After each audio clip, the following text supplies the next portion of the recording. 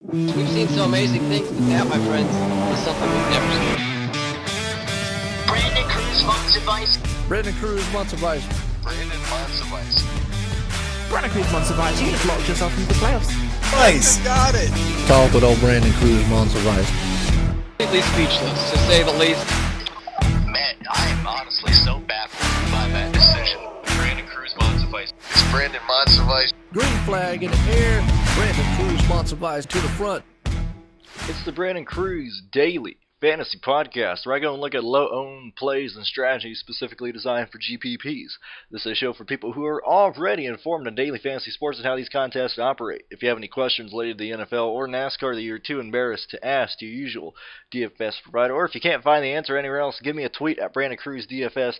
Most importantly, take everything here with a grain of salt and use your best judgment when making entries. And additionally, if you have a gambling addiction, that's not my problem. Alright, let's get right into it. For those of you that have never heard of me, never heard any of my videos, this is what I normally do. I normally enter anywhere from 20 to 30 lineups between DraftKings and FanDuel. Last week it was a bit more because it was week 1, had some incentive to do that. But usually it's anywhere from 20 to 30 lineups, usually 5 to 7 millionaire maker entries, and usually about $250, $300 on the line every week. I'm a GPP only player, normally focusing on pivot strategies, things of that nature. Had a fantastic week 1. Didn't have Sammy Watkins.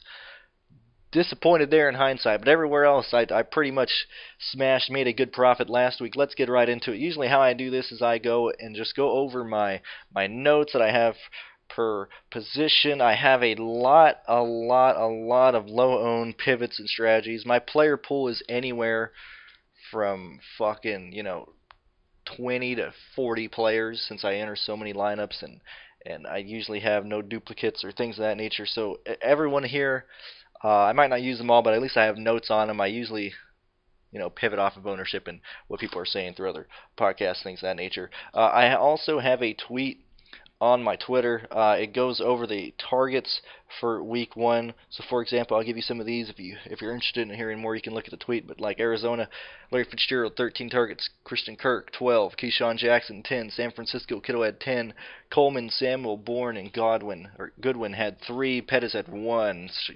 Cincinnati Ross had 12, Boyd had 11, and Effort had 6, Detroit Amendola had 13, TJ and Galladay both had 9. LA Chargers, Allen had 10, Eckler had 7, Henry had 5. Just quick, easy numbers you can see. If you want them for the rest of the teams, you can go check out my Twitter there.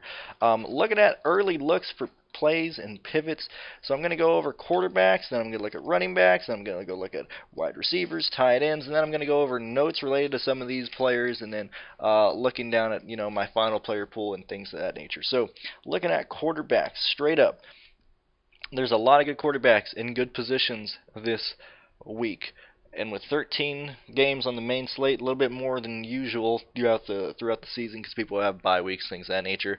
Ownership's going to be pretty low on most quarterbacks. Even if they're in real chalky plays, I don't think you're going to see a quarterback break, past maybe 22% owned. I think that's going to be it. I don't even think Jackson's going to be higher than 20% owned. But we shall see it. And when I talk about this ownership, I'm talking specifically for the Millionaire Maker. I don't give a shit about any other contests. So running backs, cheap guys that I like straight up: Josh Allen, Andy Dalton, Gardner Minshew, Case Keenum. You can do a lot of things with this. I'll go into detail of why I like him. I'm just going over my notes right now. If I were to pay up straight up right now, Jackson, Watson, Brady, and Prescott are guys that I would pay up. Expected chalk that I foresee: Lamar Jackson, Tom Brady, Prescott, Big Ben, Kyler Murray, Josh Allen possibly. Now Big Ben is interesting. He shit the bed last week, but I've heard so many podcasts be like, oh, he's low owned, oh, he's a pivot. No, everyone's talking about him. Everybody knows Big Ben had a bad week last night. Juju's great. He's in a good position. Connor's in a good spot this week. Big Ben's going to carry ownership. I don't care what anyone says. Cheap running backs that I'm looking at right now: Latavius Murray, Adrian Peterson, Chris Thompson, Matt Breida, Josh Jacobs, Duke Johnson, Damian Williams, Marlon Mack, Henry Eckler, Devin Singletary, and Rex Burkhead. This is just entering the week, notes I've made throughout the week. Like I said, I'll go into more detail after. I'm just going through these notes right now. I believe that Arizona is going to stack the box against running backs, so I would just focus on wide receivers for Baltimore. Not too concerned on what's his face, Mark Ingram this week. I'm not too big on him. I was big on him last week, not here. Cheap wide receivers that I like, and I'm gonna say the pricing, because people are real anal about what a fucking cheap receiver is. So John Brown for Buffalo, $5,200 for a number one wide receiver, a guy who's gonna kick some serious assets real good. Cole Beasley, same, Buffalo, $3,800. Terry McLaurin, oh shit. McLaurin for Washington, 3,800. Trey Quinn, Washington, 3,900. Chris Conley, Jacksonville, 4,200. DK Metcalf for Seattle, 43. John Ross, Cincinnati, 46. Randall Cobb for Dallas, 45. Gallup for Dallas, 56. Cody Lattimore, New York Giants for 37. Danny Amendola, Detroit, $3,900. Not getting the love he deserves there. Larry Fitzgerald, Arizona, 46. Sanders, Denver, 47. Sutton, Denver, 42. Deion Kane, Indianapolis, $3,000 for him. Could be a wide receiver too. I have interest there. For cheap wide receivers that I like, Higbee, Jarrin, TJ, Vernon Davis, Waller, Mark Andrews, Nick Vannett, and Delaney Walker are the cheap guys that I was looking at entering the week. Notes that I've just picked up from listening to other podcasts, things that I think are going to happen. These are just things coming up, and these are mainly focused on running back notes here. So it seems like it could be a monster Derrick Henry week for Tennessee. I'm not too sure how I'm going to lean that direction right now, but I really like Derrick Henry. I want to see what people are saying, entering tomorrow, entering Sunday morning. I want to see what the hype is around Henry, because I played the ownership game wildly, man. There's so many good plays, so many good values. You can miss out on like Henry if he has a high ownership, and either go to Mack or Williams or somewhere else, Fournette, Michelle, whatever. Let's see. Barkley, I think the Bills will try to shut him down like they did Bell last week. Now, if you remember, if you didn't watch that game, I completely understand. But Le'Veon Bell, yes, he did do all right last week. He didn't have a monster game, but he did well against the toughest defense. I think Barkley is going to struggle a tad. I understand. There's no receivers on that team at all. Ingram, here, hold on, let me bring up this. I understand the Giants are pretty piss poor right now. Tate's out, Shepard's out, Lattimore's injured right now. Ingram and Barkley are going to get a shitload of targets, but I prefer Ingram over Barkley this weekend. I just think everybody's going to be on Barkley. Ingram is going to be so close to the line of scrimmage, even if he doesn't get any yards after catch, he's just going to have like 14 targets from Eli. Fournette will be on the field a shitload of times for Jacksonville. I really like Fournette this weekend. A lot of people are jumping off ship after 1 week. They're like, he's terrible. He was in a great position last week. Listen, he had 13 attempts, 66 yards. I understand that. But he was targeted 6 times, and he had his first career fumble. Or I believe it was his first career fumble. Or he went seasons without having a fumble. That was a rough game for Fournette. That's what you're going to get with Fournette. I like going back to the well on that because a lot of people are jumping off.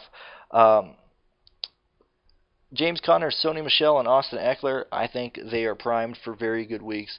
Obviously, for James Conner, last week was a letdown, but he's facing Seattle. And Seattle struggled last week. They really did. I mean, I told people that I like Cincinnati to win that game, and Cincinnati was damn close to winning it. James should have no problem doing well against the Seattle defense. I'm not scared of Seattle's defense whatsoever. And they're going to be focusing on Juju, Donald, and possibly Washington. I think James Conner can easily just push through it and get way more than 10 points like he did last week against New England. I see no issue there. Sony Michel, taking on Miami. Straight up, New England should blow the shit out of these guys. They should just beat them up. There's no reason New England doesn't put like 70 on Miami. If that's the case, Michel's just going to be running the whole second half of the game. I think all the points for New England come in the first half, and then they just run the clock out. And that's going to be it. Austin Eckler, a guy who is underpriced against a team who did pretty poorly against David Johnson last week in that Arizona game. Last week against this defense, on 18 attempts, David Johnson went for 82 yards. He averaged 4.6 yards a run, and he was targeted 7 times.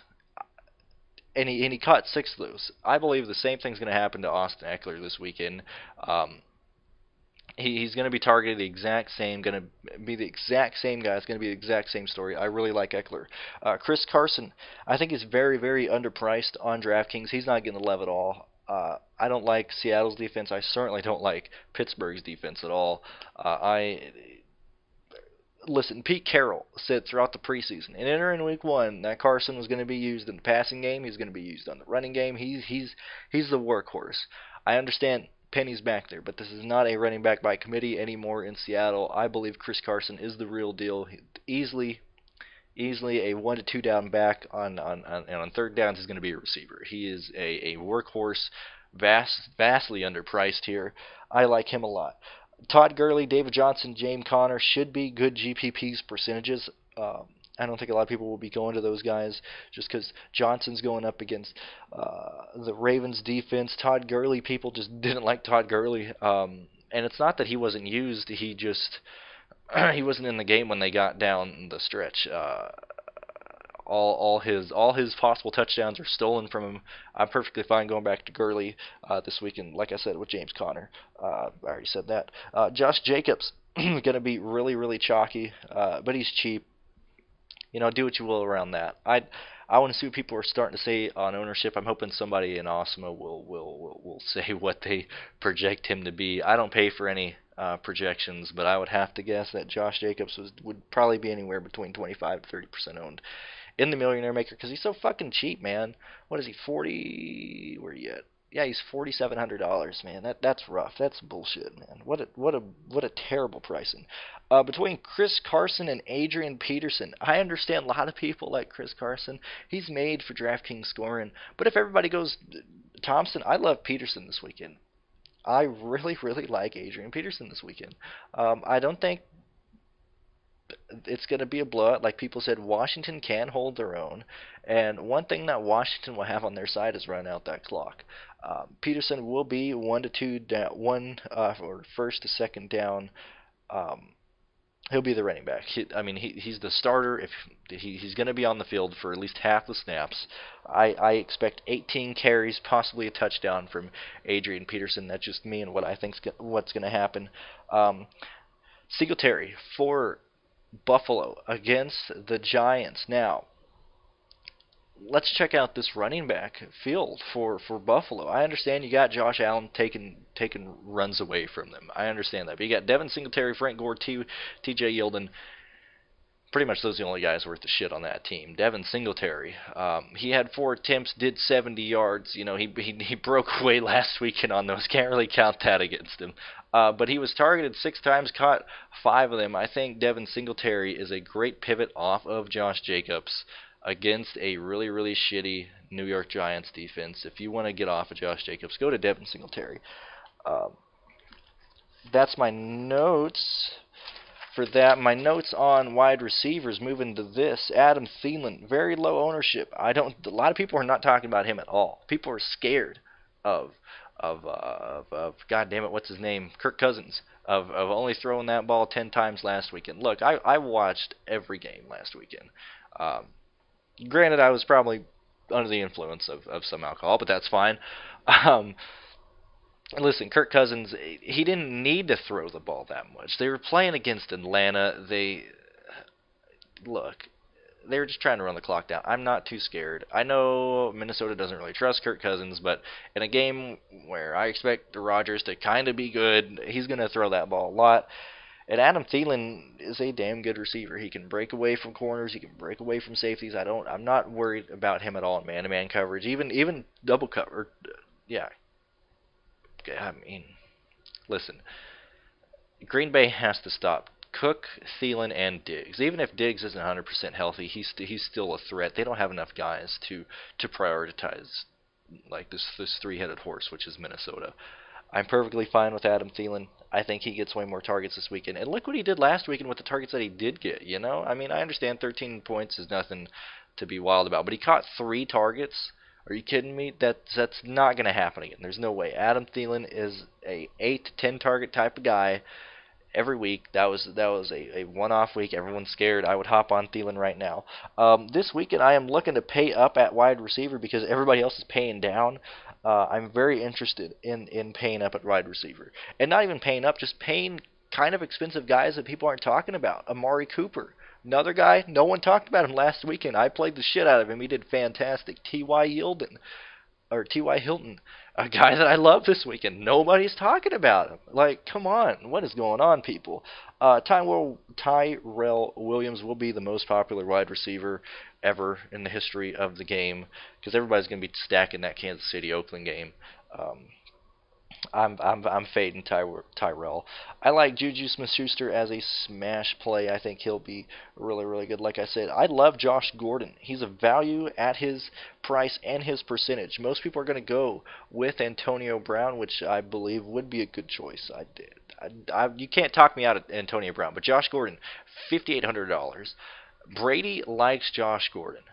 He's already said that. He's proven that. I understand Julian Edelman and Antonio Brown have a bit higher ceilings, but the low-owned guy in this situation is Josh Gordon. Not a lot of people are going to own him. Brady trusts him. He throws to him. Josh Gordon is vastly, vastly underowned so far. John Brown, purely for GPPs, like I said, I like him for Buffalo. I'm going to have a lot of Josh Brown going against a shitty New York secondary. Brandon Cooks, probably my favorite of the wide receivers for LA this weekend, but that's about it. Like I said, I just love Amari Cooper. Tyler Lockett, he's a slot receiver versus bad defenders this weekend.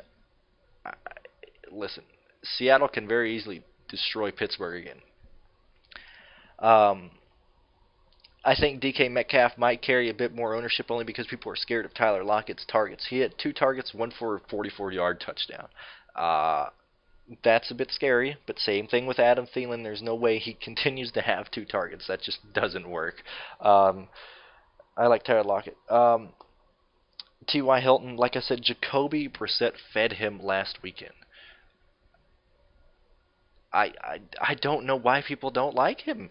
Are you kidding me? 28 points last weekend. He had 9 targets, caught 8 of them, had 2 fucking touchdowns. Nobody's talking about T.Y. Hilton. What is going on? He's $6,800. He should not be priced this low. He should very easily be mid-7s. What a fucking steal.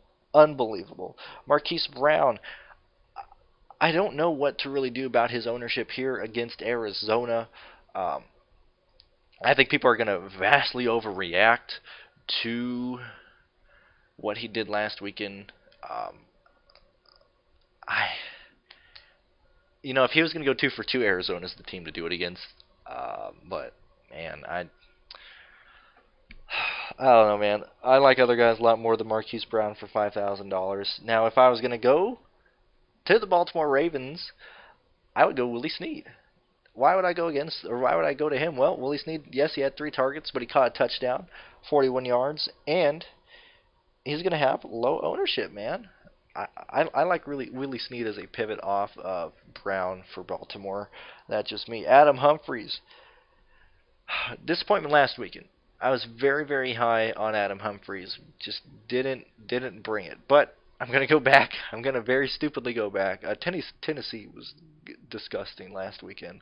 But the good thing that we have going for Adam is he, yet again, another slot receiver versus bad coverage in the Indianapolis secondary. There's no way Humphries gets 1 target again. I really, really like Humphries. Like I said, Terry McLaurin, I don't know. I can't read my own fucking handwriting. The guy for Washington, who is only, if I can click on it, he is only $3,900 against a Cowboys game where they're going to be behind, or against the Cowboys defense in a game that they're going to be behind. He had 6 targets last week and 1 touchdown, 13 DraftKings points at $3,900. I certainly cannot I can't hate that at all. Same thing with DK Metcalf. Same story there. A guy that I like that I thought more people would be talking up, but they're not is Chris Conley. I don't understand this. Everybody, I don't get it at all, man. I do not understand it. Chris Conley was tied for.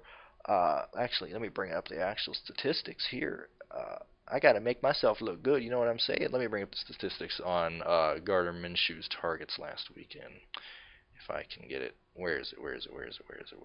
Okay, there we go. Okay, so the Jacksonville targets from Nick Foles, Clark, Conley, and Fournette had 2 targets. O'Shaughnessy and Swam had 1 target. From Gardner Minshew, D.D. Westbrook had 6 targets. Conley had 5. Fournette, O'Shaughnessy had 4. Swam had 3. DJ had 2. Cole and Armstead had 1.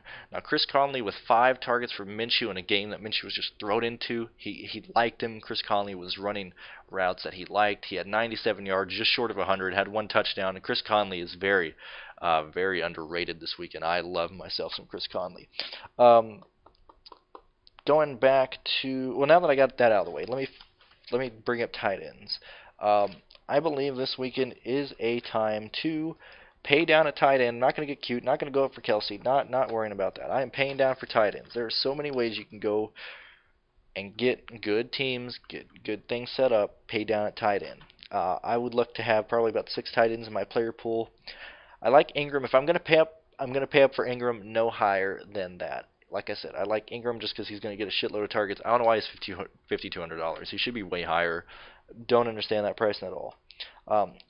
TJ for Detroit, I think he's the real deal. He's one of the only good receivers on that team other than Amendola and Galladay. Galladay didn't show up last time. Stafford was just throwing the TJ on safe throws, things of that nature. 3,000 for TJ is I don't know why he's lower this weekend. The Chargers are not that good of a defense. Not in my player pool at the moment, but people I'm interested in. Nick Vannett for Seattle. He should be the only healthy tight end that should play all downs. Because let's see, unless Will Disney got. No, let me change that. Will Disney was just confirmed that he's going to play by Pete Carroll. Just saw that. Take Nick Vannett out then. Mark Andrews going to be pure chalk for Baltimore. A lot of people are going to just see like, hey, he's part of that Lamar Jackson thing, blah, blah, blah. Andrews going to be chalk. I like Vernon Davis for Washington. He's cheap, pulled off for me. I had him at 1.66% ownership in the Millionaire Maker last weekend. It's probably going to be the same thing there because people don't believe in him. Listen, if I don't give a shit if you're in a wheelchair and if you're bad. I don't give a shit if it was Jordan Reed. If you're telling me I can get someone who's going to at least have 7 targets on a game that they're going to be passing the whole time, give me some Vernon Davis. I like that a lot. Let me see. Who else do I have under tight end that I like? Let's see. Walker for Tennessee is interesting. Not sure I'll go there. Where did I go? Let's write this down. For Dallas, who is the guy? I just went blank on his name for Dallas. Not Winton, Jarwin. I like Jarwin, low owned, real cheap. Him and Winton are both being used. I like to see that. Waller for Oakland, going to carry ownership there. Rudolph for Minnesota is interesting. Didn't do a damn thing last weekend. He was only targeted once, but anything can happen in that game. Let's see. Higbee. I like Higbee a little bit. Here, hold on. I got my paper. I just missed it. Let's see. Waller, Davis, Nick Andrews, Delaney Walker. Okay, yeah, I talked to all those guys. Sorry about that. I lost track of where I was in my paper. Let's see. Let me go back to quarterbacks. This is progressing through the week. So I believe Jackson will probably be about 20% owned. Mahomes will be he will be a single-digit quarterback in the Millionaire Maker. People are just afraid to pay up at quarterback, and Mahomes would be the only guy I would do it to. A lot of people cannot afford $7,500 for a quarterback this weekend. Mahomes will be in the single digits. Josh Allen, good points, just good solid floor. A lot of people, I guess here it's going a bit more because, at least in the fantasy spectrum, a lot of people are like, well, Josh Allen is good. I don't know what his ownership's going to be, but I like him. Dak is going to be good. Brady's going to be good. Brady could actually be low owned as I went throughout the week. I know he said he's going to be chalk earlier in the video, but some of the people are just not talking about him as much. And I think he can easily has 4 touchdowns. I had Andy Dalton last week, and I might go back there again. Kyler Murray is more of a YOLO play. Big Ben again. Either going to carry ownership or not. Let's see. Let me focus on defenses right now. The defenses that I'm interested in right now, probably Bills number 1. Number 2 would be the Denver Broncos for $2,700. It's going to be low owned, going up against a real shitty fucking Chicago team. Trubisky looked horrible. Denver looked horrible. But listen, I've been to Mile High as both a fan of the Broncos and as a visitor of the other team, and they shut some shit down at Mile High, especially the first home game of the year. Mile High, that altitude fucks with a lot of people. I think Denver easily kicks the shit out of Chicago on the defensive side. 49ers and Jags would both be good for fantasy points based on how many sacks they can possibly get. I like the Cowboys against Washington.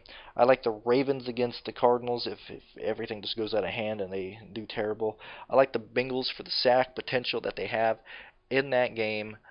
It's just the turnover, because listen, Cincinnati is not a great defense, but they're facing Garoppolo, and Garoppolo did not have a good week at all last time, and I think that's Garoppolo in general. He had one interception, but man, he got hit. Even if he wasn't getting sacked, they were putting pressure on him. I think it's going to happen this weekend for Garoppolo. I like the Packers, or not the Packers. I like the Patriots against Miami. Listen, if there is a game where you can have 2 defensive touchdowns because Miami is just abysmal and they're just going to be freely chucking the ball like it's a schoolhouse, like Hail Mary play every 2 seconds, Pats for that. Those are the defenses I'm looking for.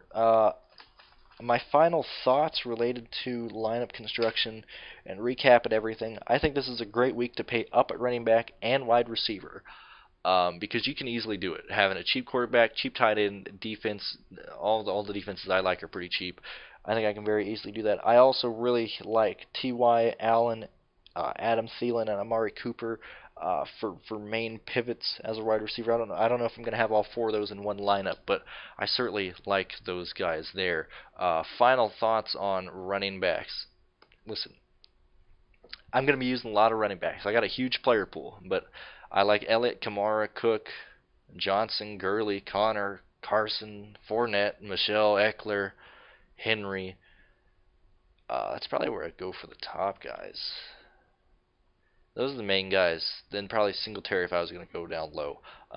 Just because I make so many lineups, I'm probably going to have at least probably 10% on each of those running backs. So I like them all, and I'm certainly going to use them. I'm just going to see how the salary plays and all that type of stuff.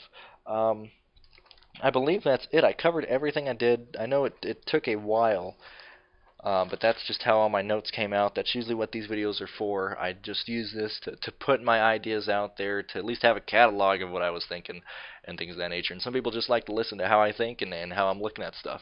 I do appreciate you guys listening. I know I don't get a whole lot of support, but I got a Patreon on the bottom if you want to be the first person to donate. I've had it up for about 6 months. No one cares.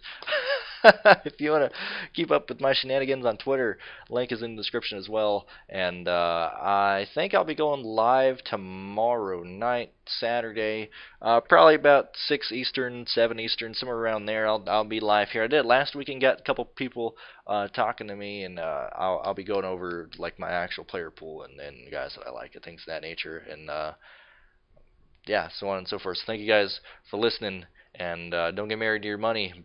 Have fun, and see you guys next time.